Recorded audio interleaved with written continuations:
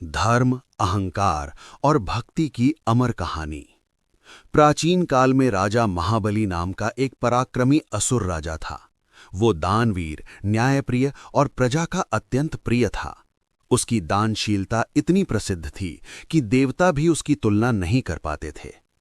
राजा बलि ने अनेक यज्ञ किए और अपनी शक्ति से तीनों लोकों पृथ्वी, स्वर्ग और पाताल पर अधिकार कर लिया। देवताओं का स्वर्ग छिन गया। देवताओं की चिंता। देवता परेशान होकर भगवान विष्णु के पास पहुंचे और विनती की, हे नारायण, राजा बलि धर्मी है पर उसका अहंकार बढ़ गया है। कृपा कर स्वर्ग हमें वापस दिलाइए। भगवान विष्णु ने मुस्कुराकर कहा, धर्म की रक्षा होगी पर बिना अन्याय के। वामन अवतार। भगवान विष्णु ने एक ब्राह्मण बालक के रूप में वामन अवतार लिया। छोटा कद, हाथ में कमंडलू, चेहरे पर तेज। वामन सीधे राजा बलि के यज्ञ स्थल पर पहुंचे। राजा बलि ने आदर से कहा, वत्स, जो चाहो मांगो। वामन ने विनम्र स्वर में कहा, राजन, मुझे केवल 3 पग भूमि चाहिए। सभा में सब हंस पड़े। इतने महान राजा से बस 3 पग भूमि?